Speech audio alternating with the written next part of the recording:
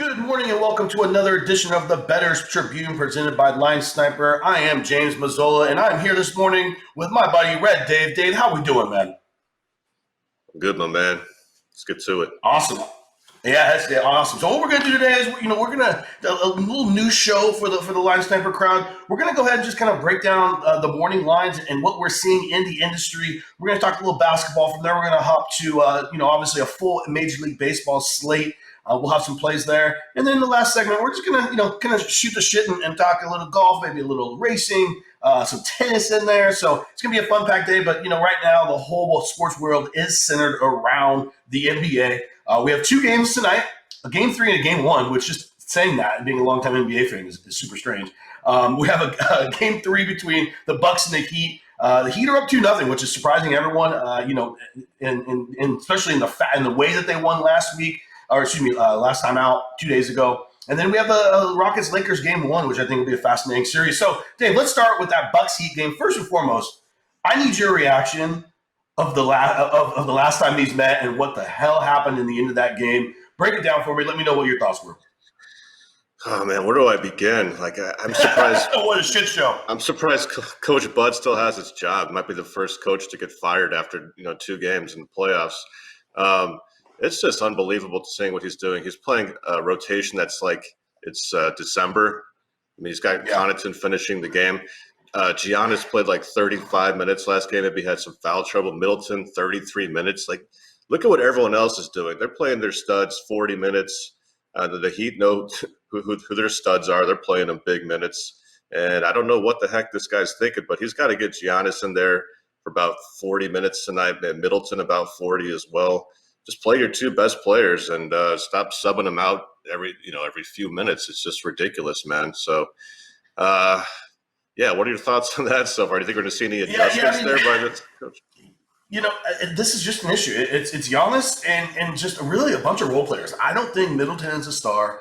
And when your third best player is, who is Bledsoe at this point? I question whether or not they have enough. What's that? Maybe Lopez, yeah. But yes. You can't have the old ass Brook Lopez as your third best player. That's just not going to work for you. Of course, Giannis he eliminates a lot of that because he is the MVP. He is the best player in the league. But basketball's a team sport, and there's not a lot of instances where one guy was able to get it done. And the Heat are kind of showing that when you have the second and third best player in the court, and Bam and Jimmy Butler, when Butler steps his game up like he has. They're giving him some problems. What are you seeing any adjustments that the Bucks can make, and what do you make of them being 5-point favorites tonight? Obviously, the back against the wall. They need a W. They can't go down 3-0. They're fucking done if they do that. What happens tonight? Yeah, look back at yesterday's game with Toronto. They played, I think, Lowry probably the most minutes he's played in forever, 45 minutes, and VanVleet played a ton. So I think with teams down 2-0. If the coach wants to keep his job, he's going to have to play Giannis 42 minutes here, man. Yeah. If he gets in foul trouble, it doesn't matter. You got to win this game, man. One thing I noticed, so obviously this line started out at Bucks -5.5, and it's creeping down. I think they're 5 now. The only reason I would take the Bucks here is because I think the outcome of the second half last game. And I'll segue into props later, but Giannis 35.6 minutes, but 20 second half minutes. Middleton 33 minutes for the game, but 20 second half minutes. Brook Lopez 32 minutes for the game, but 18 second half minutes. So what does that tell you? It shows that the coach is oh crap, we actually have to play our good players here if we want to have a chance. So I think you'll see probably a better rotation here for the first half. They'll start to play more minutes for the studs. And that's going to be necessary. You got to get Giannis. He's going to have to play a boatload. The dude's young, man. Why are you holding him back? Let him go. He just opens up everything for that offense. He's the only thing they have. They got to play some minutes. And when we're looking at the Miami Heat side, this is the one thing about games like this is they're not going to make any adjustments. So it's the Bucks' turn to do something different. They're going to come out. They have to come out with something different. So to me, it's going to be it's a Bucks side or nothing. The total seems about right. 223. If anything, maybe an under there, but that's not super good leading towards a favorite and an under. What are we looking at in the props world? Yeah, so my two favorite props so far. I mean, this game, last game, I loved Lowry over everything just because I thought he was going to get Yeah, insane minutes. And for me, props are about minutes. Like in baseball, yeah, plate appearances equal production. It's basketball. It's all about minutes. So Giannis is at like 52 and a half points, rebounds, and assists. I think maybe even money or better. So okay, I would play that over. I've got him at like if he plays 40 minutes here, I've got him around 56. So if the okay, line's 52 and a half, it's going to be 56. That's just a fist pump bet. And same with Middleton. He's at yeah, 34 and a half points, rebounds, assists. I think he'll play about 38 minutes. Like you said, he's not a stud, not a star player, but they got to play who they have, and he's capable of getting on absolute fire. So I would play yeah, him over 34 and a half points, rebounds, assists. Got him about 38 there. So okay. those are two of my favorites. I think maybe they'll play Brooke Lopez a bit more. I kind of like him over 20 and a half points, rebounds, assists, but I don't like it as much as the other two. I think they're going to go for star power here. You'll probably see guys like DiVincenzo and Kyle Korver kind of maybe get like 5-10 minutes at most. So I think they're just going to go with the studs here. Keep it, But yeah, run those them are my out there. I favorite mean, this ones. is like you said, this is do or die, man. They got to run out their studs. There's no doubt about that. I think that's a great look at that game. Again, for me, it's going to be Bucks or nothing. Probably just one I'll sit out and watch. I do like those props over. Giannis is going to have to get that full complement of minutes. I agree with you in that regard. So let's switch over to a game one. All right, so we had our first game one last night in the Western Conference, Clippers blowout. We're going to get another game one with the Rockets coming off a tough-fought 7-game series against the Thunder. That was a wild ending in itself. I mean, there was some crazy shit going on a couple of days ago. So let's dive into this series a bit. We have the Lakers as a 6-point favorite, total 226. And a more or less rested Lakers team. They've kind of been waiting for the Rockets to a certain extent. What is your handicap of this game? And I mean, in general, do the Rockets have any chance to upset the Lakers in the series? I think at this point, I'd look for a stale series price in the Rockets. I think I saw maybe like plus 450 or something for them. Okay. I really liked them. I'd like them at plus 7 initially, but the lines crept down. Yeah, I can't play them at plus 6. I don't think when 7 was available. I think the main thing with the Rockets, and you saw this against the Thunder, is that the first two games they just look fantastic. But the problem is that teams adjust. Like if they see enough of the same stuff, they'll start to make adjustments. And it starts to be, I mean, obviously the Rockets are missing Westbrook for 4 games, but still the Thunder made some pretty good adjustments. I think early in the series, the Rockets will have more of an advantage because the Lakers will have to kind of figure out what they're going to do with their bigs. Are they going to play McGee and Howard more than 20 minutes tough. total? Are they going to play? Like, I think they should just play Davis at the 5 mostly, LeBron at the 4, like Danny Green, KCP, and like Caruso and some other guys. I think they should go a little bit smaller for the most part. I think they should play Danny Green more if they want to like shut down the backcourt for Houston. But yeah, I think at this point it's kind of a no bet for me. I think in terms of props, I really like Anthony Davis because I think if he plays more as the solo big, so meaning like there's no McGee on, there's no Howard on when he's on, he's going to just get insane boards. So yeah, I think if I was going to go the prop route, I would probably look for AD here. Maybe could go like 40 minutes. Maybe Danny Green props too. I think like the last time the Rockets played the Lakers with Covington, after the Capella trade, like Danny Green played like 31 minutes or something. So I think it's a really good matchup for Green. He's got multiple guys to cover. So yeah, maybe for props like Green and Davis. So I'm excited. I'm excited for this series because it's a complete clash of styles, right? The Lakers, for whatever reason, Anthony Davis does not want to play the 5. He's made that clear, I think, because they have McGee and Howard who they start big. Can those guys really be on the court against a small ball Houston team? It'll be interesting to see. I don't think Davis can have a problem guarding on the perimeter. Howard absolutely would have a fits guarding on the perimeter. And McGee's a little more athletic. I like his ability to do so a little bit better, but he's just kind of a dodo. And ultimately, their best lineup is with Davis at the 5, right? Will Davis just embraced that role.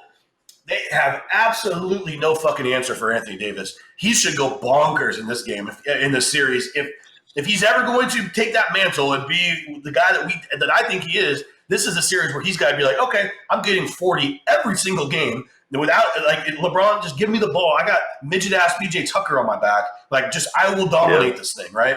And to me, that's the game.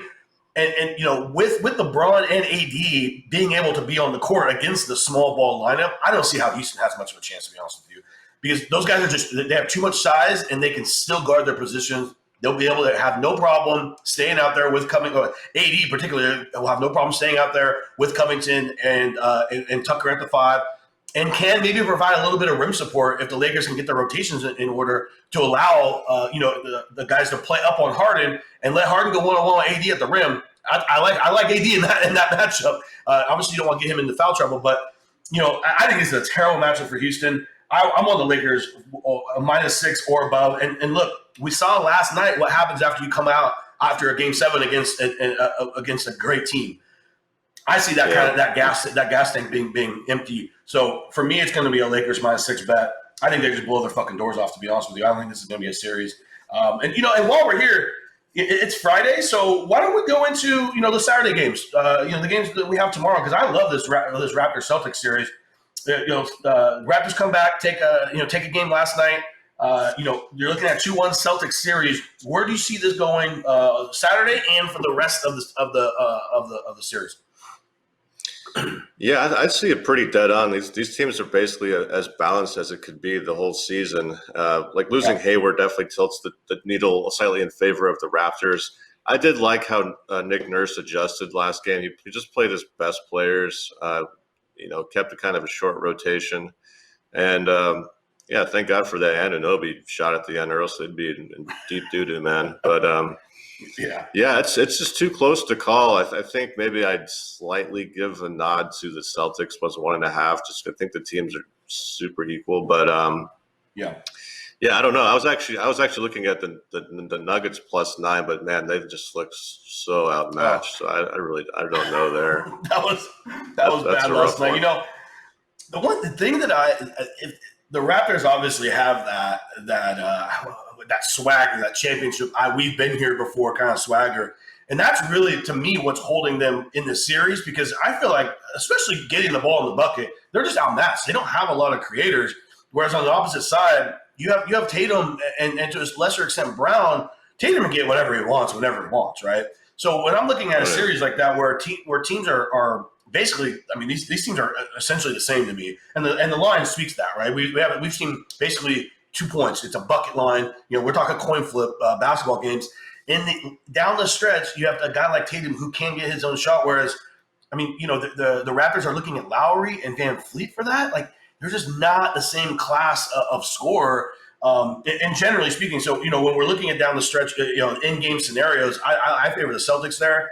I think +1. I'm probably going to be on their money line, and I think they take care of them relatively quickly. We'll obviously see them back again on Monday. But moving on to that Nuggets-Clippers game, that was a bloodbath last night. I turned it off in the third quarter. I was like, this is only going one way. Like, I'm going to bed. Like, screw this. Do you think the Nuggets have anything in them? Do they have any adjustments to make? You're getting some hoops right here. You're looking at +9, +8, 8.5 across the board.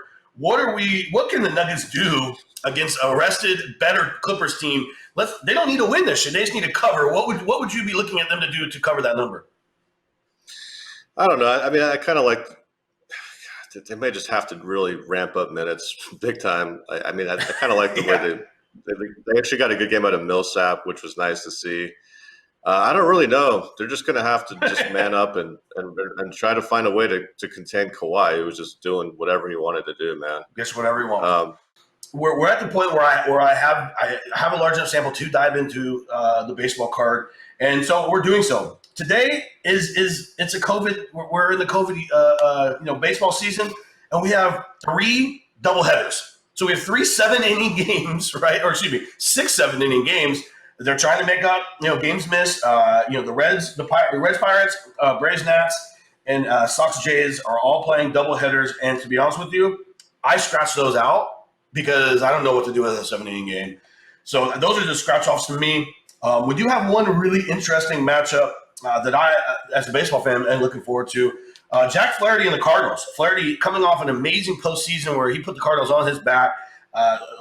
Pretty much a coming out party in the second half of last year, one of the best pitchers in baseball, against the Cubs team and Yu Darvish, who has shown a lot since the midpoint of last season.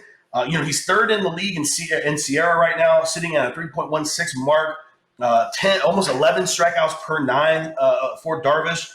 He's pitching like what they paid for, and you get in a game with two really, really good pitchers, two offenses that are just a little meh, and they hung at 8. And so I'm looking at it under there. There are a couple things anytime I'm handicapping baseball, I'm always looking at park factors and umpires. So I need to see umpires Friday stuff because it is a new series. I believe this is a new series. Usually it is. And so you don't have the rotations quite yet. But under 8 for a Darvish Flaherty game, especially if I can get a good, solid neutral umpire or a pitching-friendly umpire, that would be a play for me. Do you have any opinions on that game, or just in baseball in general? What's your approach? How heavy do you even dive in? I don't even know if baseball is a thing that you like to count. Yeah, I do. There's a fair bit of handicapping. Unfortunately, baseball has kind of overlapped a ton with basketball at the wrong time for me, so I'm mostly concentrating on basketball. But these 7, first of all, I love that under 8. It just doesn't make sense to me. Darvish is, I don't see that. I guess, not tipping his pitches anymore or something, but he's always been a very capable pitcher. So, yeah, I'm totally on board with that.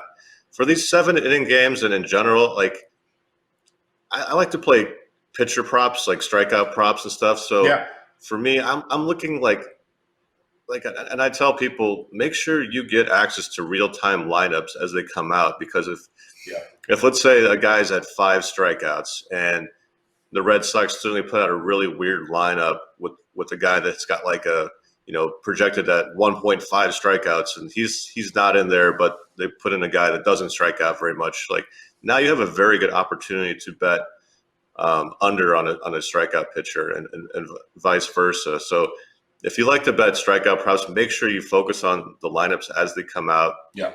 And also for betting purposes, like in those double headers, you might see some weird, just play some random guys at the last second and then just kind of rest like a really good catcher. So make sure you're on top of those lineups when they come out, because if somehow a team rests like a Mike Trout or Yelich or something, like, you can just pound the other team and have solid value there. So make sure you're on top of these lineups as they come out, because with these double headers, things can get really wonky quickly. Yeah. And that's also the case in that, we're in an era where guys are just going to be out. These guys, they're playing 60 games in like 65 days. Like, that's just wild. Mm-hmm. So you're absolutely right. You're going to want to get those, make sure that those lineups are looked at. I love pitcher K props. They seem to be mispriced consistently. Mm-hmm. And again, especially if you can get ahead of some of that news, there are plenty of sites that will alert you when lineups pop. And if you really want to dive into betting baseball, I wholeheartedly agree. One other game that I'm looking at on tonight's slate, there's something weird, and I'm hesitant to give too much information because it hasn't been caught on by the market. But for anyone listening, I want you to just go back and go to all of the games played in New Oracle Park, formerly AT&T, formerly Pac Bell Park in San Francisco. Go back and look at the scores, okay? There's something going on there. I know what it is. I'm going to let you guys do a little bit of research on your own. But a number at 8.5 is just wrong. Anything under 9, I am blindly betting in that stadium right now. Normally, a huge hitter's park, you have the Marine Layer, a huge pitcher's park. You have the Marine Layer. San Francisco is a cool place in the summertime. I live about an hour and a half outside of San Francisco. I love it over there. It's a fucking beautiful place. Cool evenings. That's kind of the thing. But they've changed the park dynamic to a certain extent, and it's allowing for more hitting. An 8.5 number there is just wrong based on that park dynamic. So that is another bet that I have. Anything else on this slate of baseball before we move on and talk a little bit of random sports? No, that's cool. So anytime park dimensions change or anything, it's cool to pay attention to. I was not aware of that. And the books have not caught on. Yeah, just go. Like I said, guys, if you want to see something fun, just go back and look at all the games being played in Giant Stadium. Go look at the home runs that are being hit out of there, and you'll have yourself a little something right there. Okay. All right, let's move on to for sure, to my forte, which is golf. We have the Tour Championship, taking place in Atlanta, East Lake Country Club. It's the end of the 2019-2020 season, even though we're in September. That's how they do it. Whatever. The culmination of the FedEx Cup. Guys have been playing all year for this. You're going to have the top 30 throughout the entire season, point accumulators in Atlanta, playing for $15 million. So these guys obviously are pretty excited about that. Dave, in terms of golf, do you have how much do you like golf? Do you follow golf? Do you bet golf? What's your golf handicapping consist of? I mean, I'm terrible at golf. I understand how the game's played a little bit, but I do fire some degen lines at the daily fantasy stuff. So just so I can have a couple like $5 lineups in there. And this tournament's cool. There's we got like 30 players. Pretty much, anyone is sort of live to win it. I'm just looking at like the top 10 lines and odds to win. I honestly don't have any opinion, but I'd love to learn from you on what you're thinking about this course and who do you think has kind of got some value. And I'd just like to learn from your thoughts here. Absolutely. So this is a super unique tournament in that there's a starting stroke index. So based upon how you finish the year in point totals, you're getting a handicap of strokes. So DJ, after an insane close to the season, is starting at 10 under. Rahm, who also won two of his last 5 events coming down the stretch, is starting at 8 under. Justin Thomas is at 7 under. So what you're seeing in the market is, and this is unique to only this golf tournament, is that the market is overvaluing these starting strokes. So if you're listening to this and you can get in on some of the guys who are starting below against guys who are starting above, just know you have instant value there. Now, that doesn't necessarily mean you have an edge, but you do have value there, okay? When we're looking at what we're gonna for the weekend, I'm going to be looking to fade some guys here, okay? A couple guys that I'm not doing it today because the matchups don't quite align my numbers wise. But the nice thing about this golf tournament in particular is that they are repaired with players every single day for depending on how their standings are. So normally the first 2 rounds you get the same pairings, right? So you basically have the same bets first round and second round. This week is different. So we're going to see these round by round matchups turn all over the place based on how they finished that previous round. So a guy that is an absolute fade for me is Mark Leishman. I would be completely surprised if he just put a tee in the ground and hit a golf ball and walked off. So I do have Cameron Smith today at -130. Leishman has been dead last in the last 2 events. Something's wrong with this dude. I mean, he's either hurt or he doesn't give a shit. He wants to get back to Australia and drink some Fosters. I don't know. He seems over it. So Leash is a guy that I will be looking to fade every single day. I mean, he shot like 30 over par last week. Like that, he was dead last. Like, why are you even out here, bro? Kind of last. Obviously, he won earlier in the year, so that's why he's here. But a guy that I'm looking to fade.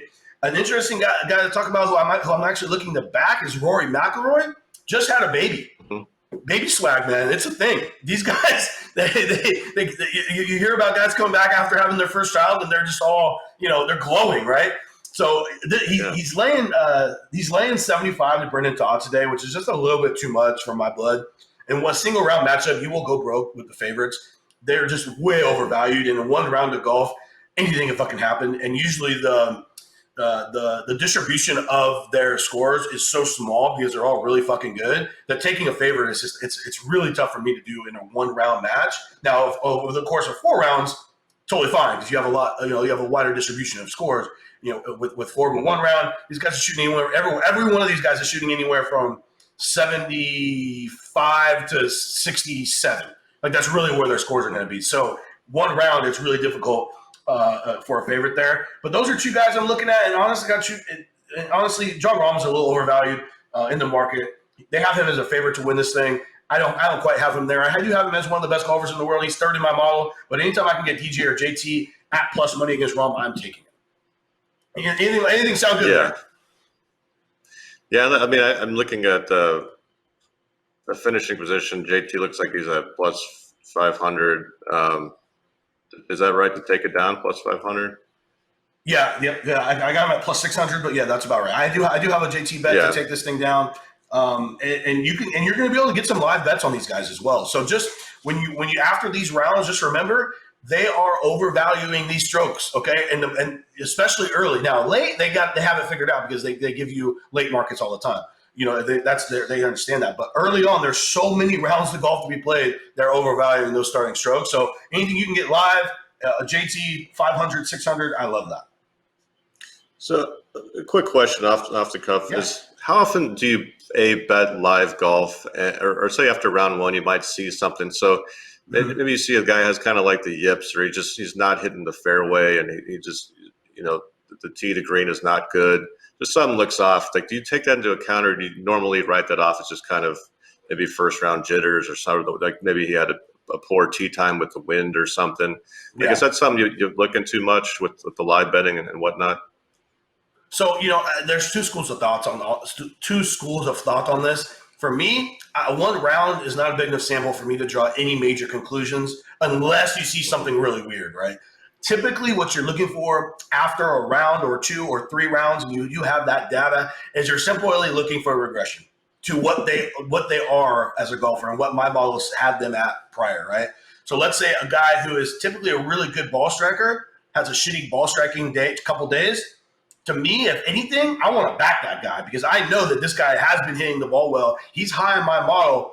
I don't think that's going to continue over the course of 4 rounds or even 3 rounds. So if I can get, and maybe that his inability to hit the ball depressed his value to a point where now I'm looking at a bet on obviously it's a 2-horse analysis, right? I have to understand who the other guy is as well.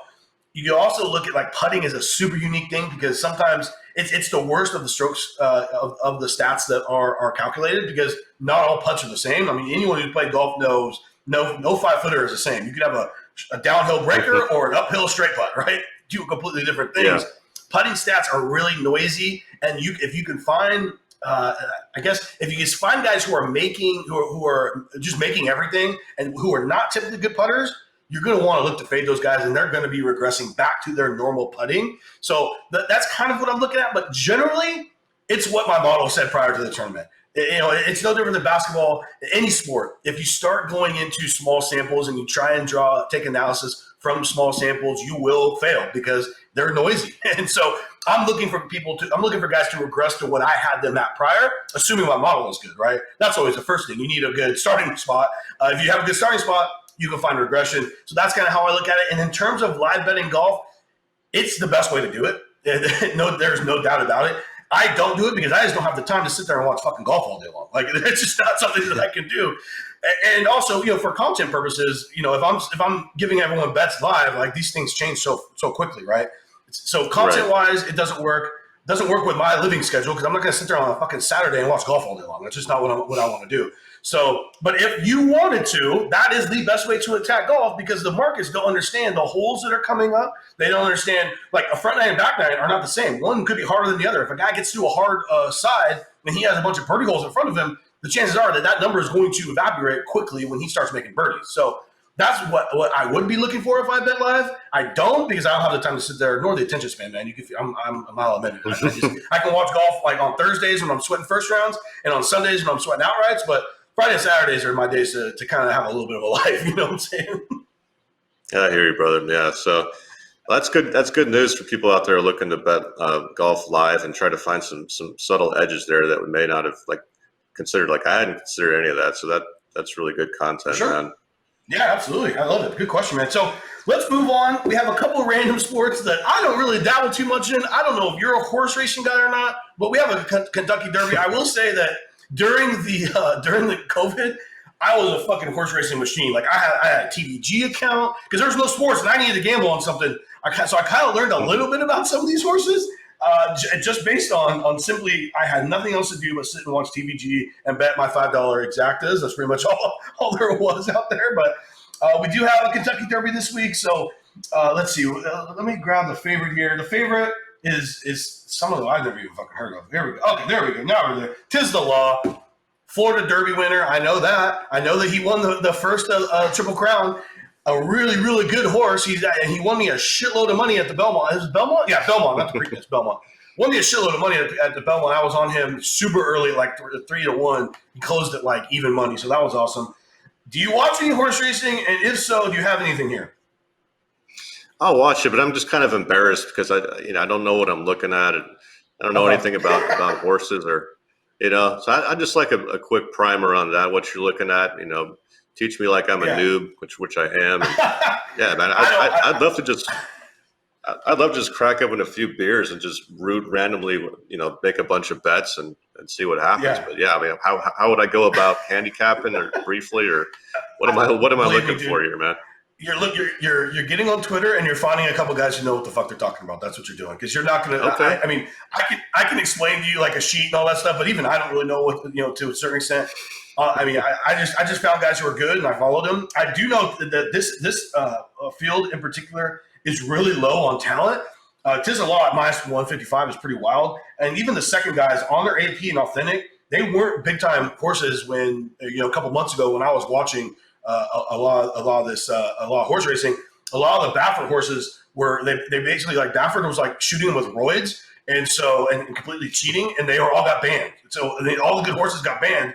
So Tiz the Law is sitting here at an easy favorite. I mean, he's going to absolutely destroy these guys. I don't see anything here. None of these guys. If I don't recognize a horse and I watched like 2 months of horse racing, there's something wrong. Haven't watched much lately. But generally, you're betting a jockey, and obviously you get the jockey, you get the breeder. You get the jockey, you get the trainer.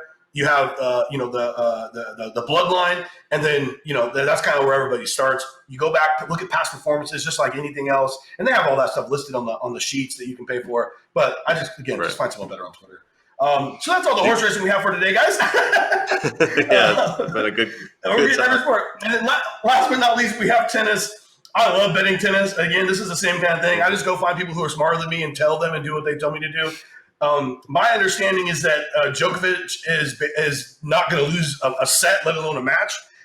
Do you have anything tennis-wise? Are you a tennis guy? We're all the way to the round of 32 here, so they've been doing their shit over there in Queens, New York. Anything tennis-wise?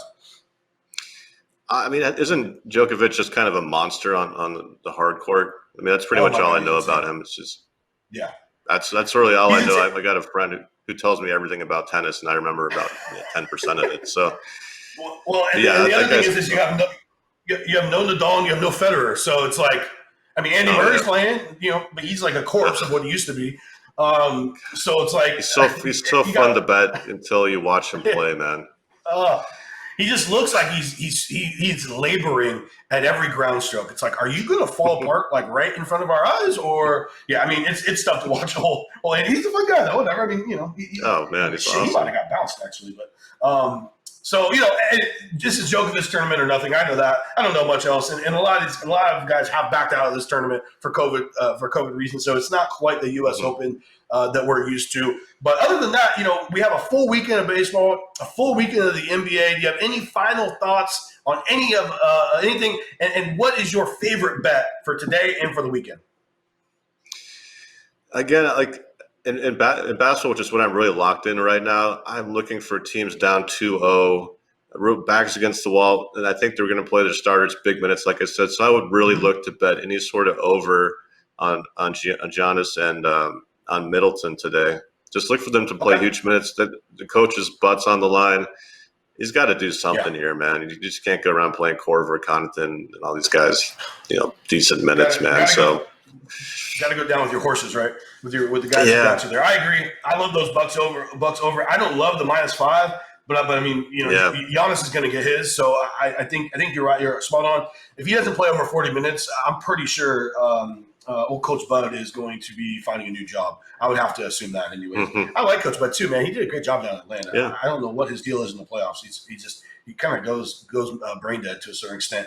I'm with you on that. My best bet for today is without a doubt Arizona, San Francisco over 8.5. They're in tonight in San Francisco. Love that bet. And again, check out that park. You're going to see some fun stuff. With that being said, I think that will be a wrap on today's episode, of the Betting Tribune. For Red Dave, I am James Mazzola, and we will see you next time. Thanks for listening.